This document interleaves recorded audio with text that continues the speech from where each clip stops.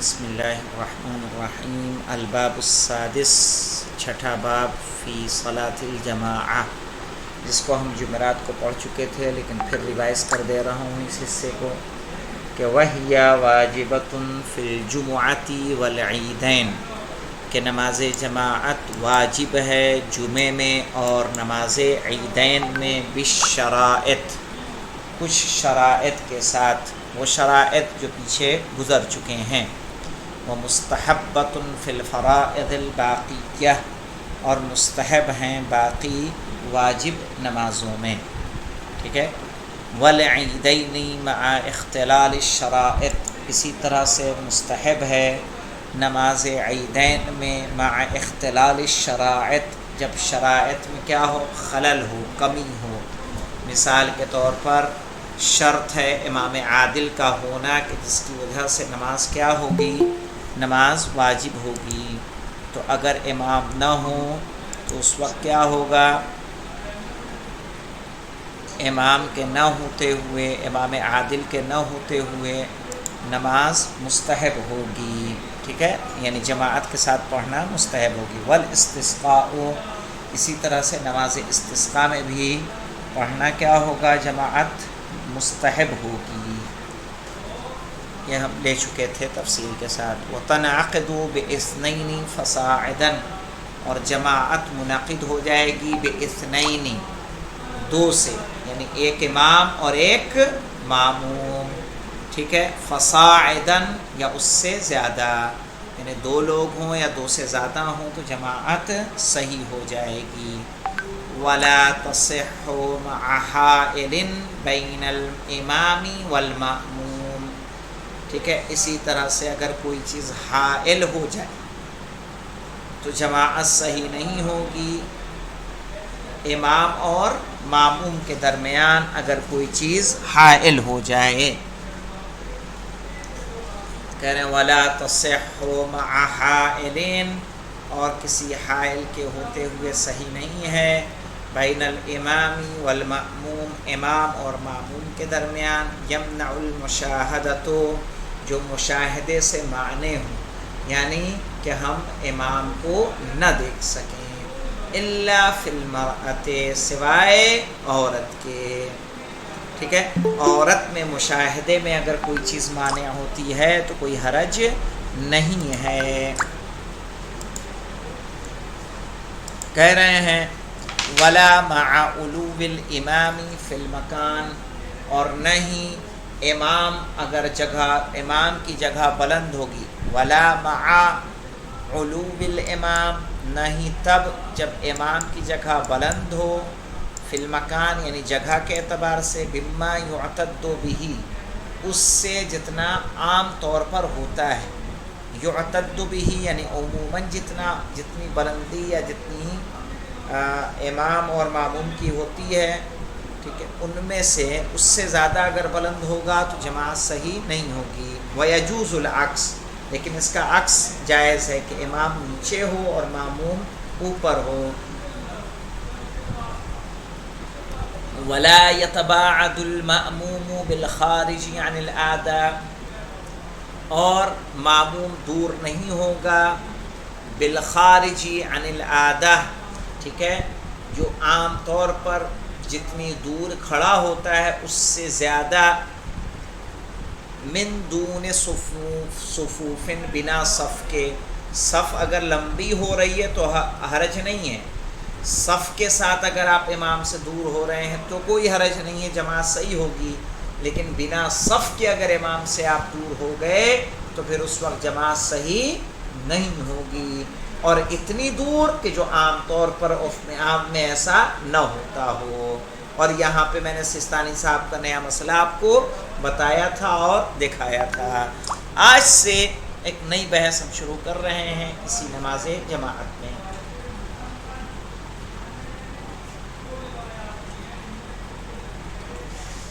کہہ رہے ہیں وَلَوْ أَدْرَكَ الْإِمَامُ رَاكِعًا، اگر کوئی درک کر لے امام کو رکوع کی حالت میں. أَدْرَكَ الرَّكْعَةَ، تو اس نے درک کر لیا ایک رکعت کو، وَإِلَّا فَلَا، ورنہ تو نہیں۔ کیا مطلب کہ اگر کوئی انسان نماز میں بعد میں آتا ہے اور بعد میں آنے کے بعد امام سے جڑتا ہے، تو اگر اس نے امام کو رکوع کی حالت میں پا لیا، رکوع کی حالت میں پا لیا، تو اس کی کیا ہو جائے گی؟ ایک رکعت ہو جائے گی، اور رکوع کی حالت میں اگر نہیں پایا تو اس کی ایک رکعت شمار نہیں ہوگی۔ مثلا اگر سجدے میں شریک ہو رہا ہے تو وہ رکعت ہوگی نہیں ہوگی؟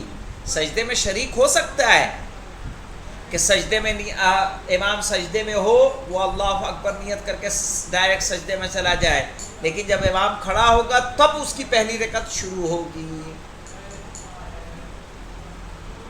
اور اگر امام کو رکوع میں پا لیتا ہے اور رکوع میں پانے کے بعد امام کے ساتھ سجدے میں جاتا ہے تو ایک رکعت اس کی کاؤنٹ ہو جائے گی۔ کہہ رہے ہیں وَلَوْ أَدْرَكَ الْإِمَامُ، اگر امام کو وَلَوْ أَدْرَكَ الْإِمَامَ رَاكِعًا، یہاں راکعًا کا اعراب کیا ہوگا بتاؤ گے جی؟ ابھی جلدی پڑھا ہے راغب۔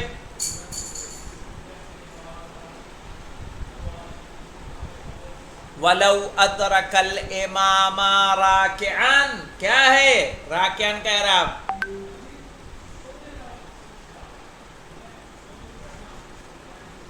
جناب مفعول مطلق ہے۔ مفعول مطلق نہیں ہے، حال ہے، حال۔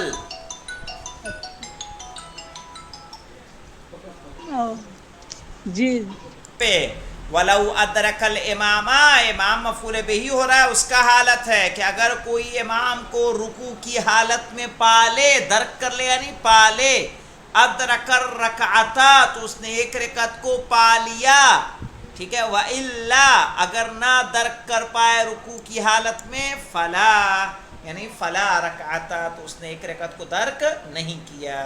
وَلَا يَقْرَأُ الْمَأْمُومُ، اب نئی بات دیکھیے یہاں سے، وَلَا يَقْرَأُ الْمَامُومُ، یہاں ماموم کیا ہے؟ فاعل۔ وَلَا يَقْرَأُ الْمَامُومُ مَعَ الْمَرْضِيِّ، مع المرضی، مرضی کہتے ہیں امام عادل کو، ایسا امام جس سے آپ کی رضایت ہو۔ 3 نمبر کے حاشیے میں جاتے ہیں، کیا ہے 3 نمبر کا حاشیہ؟ کہتے ہیں ای مع الامام الذی مذہبہ کمذہبہ، یعنی کہ وہ امام کہ جو معموم کا مذہب اور امام کا مذہب ایک ہے۔ اما اذا کان مخالفا فی مذہبہ فتجوز القراءہ، یعنی امام فاسق ہو اگر، ٹھیک ہے، اگر آپ مجبور ہو گئے ہیں تقیہ کی صورت میں کسی اہل سنت کی مسجد میں نماز پڑھنے کو، ایسی صورت میں آپ الحمد سورہ کی تلاوت کریں گی، لیکن اگر امام عادل ہے، آپ کے مذہب کا ہے، کہہ رہے والا یقرأ المأموم، معموم یعنی جو اقتدا کرتا ہے نماز میں جماعت میں، وہ نہیں پڑھے گا، کیا نہیں پڑھے گا؟ الحمد سورہ، مع المرضی، جب امام اس کے مذہب کا ہو، جب امام عادل ہو، لیکن جب امام فاسق ہوگا تو پڑھنا جائز ہوگا۔ وَلَا يَتَقَدَّمُهُ، اور نہیں تقدم کرے گا امام عادل سے، ٹھیک ہے۔ وَلَا يَتَقَدَّمُهُ، اور نہیں آگے بڑھے گا، تقدم کرنا یعنی آگے بڑھنا، فی الافعال، افعال میں ایسا نہیں کرے گا۔ جب آپ جماعت سے نماز پڑھ رہے ہیں، امام عادل ہے تو آپ کے لیے جائز نہیں ہے کہ آپ رکوع میں امام سے پہلے چلے جائیں، سجدے میں امام سے پہلے چلے جائیں، سجدے سے امام سے پہلے اٹھ جائیں۔ کہہ رہے ہیں وَلَا يَتَقَدَّمُهُ فِي الْأَفْعَالِ، افعال نماز میں آپ تقدم نہیں کریں گے۔ اس کے بعد دیکھیے ہمارے پاس ہے ایک مسئلہ، وَلَا بُدَّ مِن نیت الایتمام، نیت الایتمام، اور ضروری ہے، ایتمام سے مراد کیا ہے؟ ایتمام سے مراد ہے یعنی جماعت کی نیت کا کرنا، ईतमाम इख्तिदाए बिल जमाआ की नियत करेंगे जब हम करें, वाला बुद्द मिन नियतिल ईतमाम, ज़रूरी है कि हम ईतमाम की नियत करें, यानी कि मैं जमाअत से नमाज पढ़ता हूँ वाजिब कुर्बतन इलल्लाह। ठीक है, वाला बुद्द मिन नियतिल ईतमाम, ईतमाम असल में क्या था, इतमाम, लेकिन हमजा कसरे की वजह से किससे बदल गया, या से बदल गया। वयजूज़ु इख्तिलाफुहुमा फिल फ़र्ज़, लेकिन अगर दोनों का फ़र्ज़ नमाज यानी जो वाजिब नमाज है अगर जुदा जुदा है तो क्या वो जमात से नमाज पढ़ सकते हैं। मसलन अगर इमाम इशा की नमाज पढ़ रहा है तो क्या इमाम के पीछे ज़ोहर की मगरिब की नमाज पढ़ी जा सकती है। तो कहा वाला यजूज़ो, और जमाअत जायज़ होगी, सही होगी, इख्तिलाफुहुमा फिल फ़र्ज़, जब दोनों की वाजिबी नमाजें क्या हों, जुदा जुदा हों। मसलन इमाम कोई और नमाज पढ़ रहा है, जमाअत के साथ हम उसके कोई और नमाज अगर अदा करें तो जायज़ है, इसमें कोई हरज नहीं है। ठीक है, समझ में आया। मसलन इमाम अगर असर की पढ़ रहा है, आप बाद में आए, आप इमाम के पीछे असर की नियत के बजाय किसकी करें, जोहर की करें। इमाम इशा की नमाज पढ़ रहा है, आप देर से मस्जिद में पहुंचे, आप मगरिब के और इशा के बजाय किसकी पढ़ें, मगरिब की पढ़ें, तो इमाम के पीछे आप पढ़ सकते हैं। व इदा कानल, क्या मैं कह रहा हूँ जनाब, अगर तो इमाम असर की पढ़ रहे हैं तो असर की पढ़ नहीं सकते हैं। असर की नहीं, आप जोहर से पहले असर की नहीं पढ़ सकते ना। अच्छा, तो पहले गुजर चुकी ये बात कि हम जो नमाजें तरतीब से पढ़ी जाती हैं उनमें तक़द्दुम जी, और जी। ताख़ुर का क़ज़ा में भी इख्तियार नहीं है हमें। ठीक अच्छा, है कि मगरिब इशा है तो पहले मगरिब फिर इशा, जोहर असर है तो पहले जोहर फिर असर। इमाम की अगर असर भी चल रही है तब भी हमें किसकी नियत करनी होगी, जोहर की करनी होगी। ठीक, इमाम ठीक। की इशा चल रही है तब भी हमें मगरिब पहले पढ़नी है, इशा बाद में पढ़नी है। अब देखें एक नई बात आ रही है। हाँ, अगर जनाब इमाम की जो है मगरिब की नमाज चल रही हो तो असर की नमाज नहीं पढ़ सकते ना हम लोग। पढ़ सकते हैं, पढ़ सकते हैं किसी भी जमात के लिए बिल्कुल पढ़ सकते हैं। असर की आपकी क़ज़ा है, ज़ोहर की क़ज़ा है, आप पढ़ सकते हैं।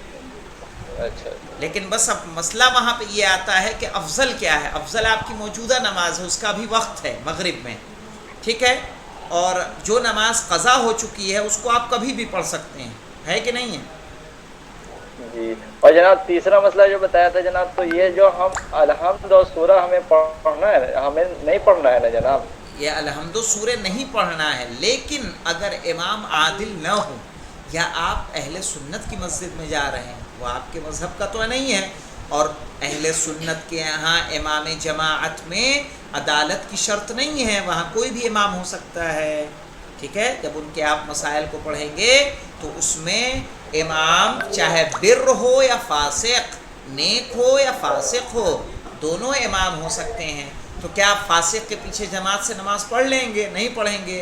और जब जमात से आप नमाज नहीं पढ़ेंगे तो क्या करेंगे।